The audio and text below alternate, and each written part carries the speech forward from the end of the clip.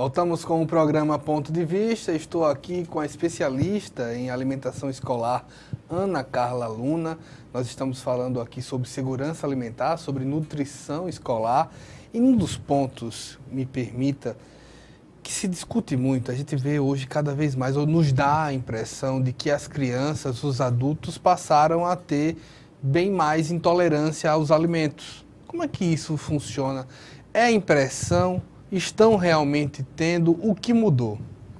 Existem dois fatos, né? Então, primeiro, o diagnóstico está mais facilitado. Então, antigamente não tinham tantos recursos, tantos exames para diagnosticar os intolerantes. E outro é que a indústria de alimentos realmente ela incrementando os seus produtos, então, ou retirando, por exemplo, no caso do leite, retirando a gordura, ela aumenta a concentração do açúcar, né? Então, os produtos lácteos hoje, se vamos observar, desde bebida láctea, iogurte, queijos, eles são muito utilizados os produtos com o leite, já não o leite integral, então o leite aí desnatado, e a concentração do açúcar, da lactose, aumenta.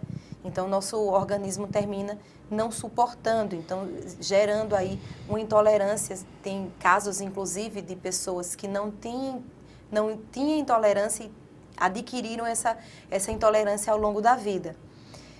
Também o próprio consumo, nosso consumo, que muitas vezes ele está sendo muito aumentado dos produtos industrializados, incluindo os produtos lácteos, e os outros aditivos que a indústria dos alimentos tem colocado aí para melhorar a concentração de sabor ou de cor, e aí isso torna, a gente termina tendo essas alergias, essas intolerâncias. Ou seja, muitas vezes a pessoa não é nem alérgica propriamente ou diretamente ao leite ou ao tipo de alimento, mas ao que vem adicionado a ele. O que vem adicionado.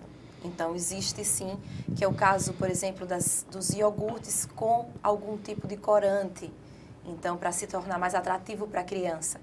Então, muitas vezes a criança tem alergia a esse corante, a esses aditivos. Então, quanto mais in natura a nossa alimentação, inclusive é isso que está descrito no guia para a população brasileira, o Guia Alimentar para a População Brasileira, que foi revisto agora em 2014, bem recente, os alimentos in natura, incentiva os alimentos in natura. Mas me permita fazer uma pergunta de leigo completa. Não nos parece um tanto distantes esses alimentos in natura? Explico. Exemplo, o leite. O leite faz parte do dia a dia do brasileiro, mas a gente já não tem mais acesso àquele leite que vem da fazenda, né? O cuscuz, muita gente chega e faz assim, olha, eu sempre comi cuscuz, eu passei a ser alérgico ao milho, tipo, mas você acabou de estar comprando um tipo de pacote industrializado. Não passa a ser tão distante essa alimentação? Na verdade, nós, por toda a praticidade hoje do nosso dia a dia, nossa vida, então nós optamos sim por alimentos industrializados e temos que pensar sim na gestão desses alimentos, mas o que é que a gente deve observar? Então, nós não gostamos de ler rótulo e é importantíssimo a leitura do rótulo, observarmos naquele alimento industrializado, então, quando não tem jeito, então, a manteiga, o cuscuz, então, quando não tem jeito, a gente não tem como trazer o milho, ralar, não temos tempo para isso. Então, se nós não temos condições, observar no produto, então, no rótulo, se quanto menos ingredientes tem aquele produto, mais saudável ele vai ser. Não tem também um certo fator econômico, exemplo, me parece, acho que é quase uma constatação de todos, que chegar numa prateleira e encontrar um produto industrializado e do lado orgânico, você tem a intolerância ou ao produto industrializado ou ao preço do orgânico, né?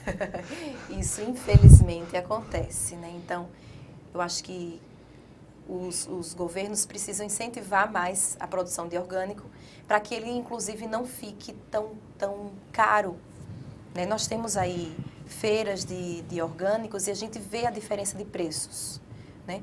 Sabendo que o industrializado e o orgânico, nós podemos ter industrializados orgânicos.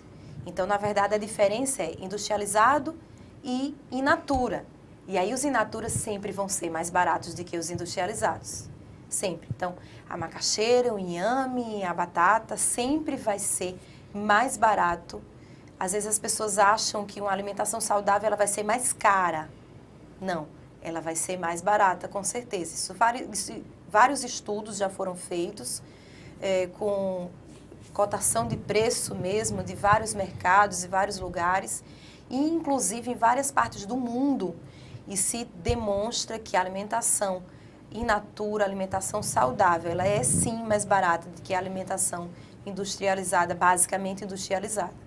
E aí nós temos outras opções também, que cada vez as pessoas buscam, né, felizmente, que é justamente as hortas, inclusive hortinhas dentro de apartamento, né? Então em caqueiras, então existem essas possibilidades e que tem trazido um benefício muito grande dos temperos, do tomate, então são orgânicos, né? Porque aí justamente produzidos em casa, de que maneira ser produzido, e a gente aprendeu um pouco com os orientais, né? Que a alimentação deles, realmente eles cuidam da própria alimentação. Voltando um pouco para a escola, a obesidade é uma guerra a ser travada? É, sim.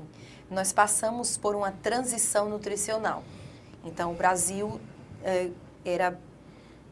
existia muita desnutrição nas nossas crianças. E passamos por essa transição, estamos agora com crianças obesas. Passamos para a era da abundância. Exatamente. A abundância de produtos industrializados. Então, a guerra é contra esses produtos.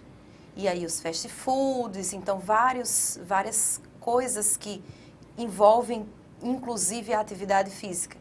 Então, hoje, cada vez menos os nossos alunos, nossas crianças, elas se movimentam. Então, a luta da escola é que essa criança ela se movimente, que ela não fique ali com o smartphone, no computador. Então, que ela saia, que ela caminhe, que ela brinque, principalmente o brincar. Né? O brincar é importantíssimo, o lúdico. Então, é muito importante que essa criança ela brinque e que tenha uma alimentação saudável. As duas coisas juntas para que a gente mude essa realidade. A gente falou de alimentação saudável na escola. Não faz muito tempo nós tínhamos como lanche do intervalo refrigerante e coxinha. Por que isso foi? É uma pergunta retórica, obviamente, mas por que isso foi abolido? Nós ainda temos em algumas escolas, principalmente as escolas particulares, ainda as cantinas e o acesso muito fácil ao o que é a fritura, o que é a concentração de gordura, né, nesses alimentos fritos e alimentos ricos em sódio, em gordura, em várias coisas. Do mesmo jeito, o refrigerante. Então, apesar de todas as campanhas, de várias pessoas falando sobre alimentação saudável, existe ainda esse mau hábito e que nós não achamos estranho, não achamos muito comum numa festa de aniversário ou num passeio no shopping, uma criança tomando refrigerante.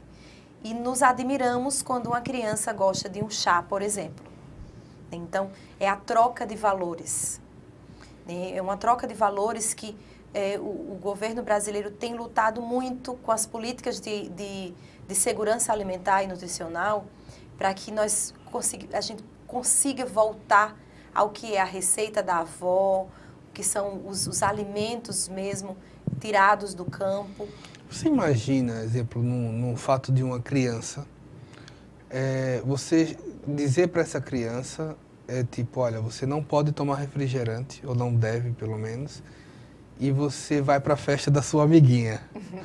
você tem uma tarefa e tanto, não tem? Isso, na verdade, nós temos duas possibilidades. Ou influenciar ou ser influenciado.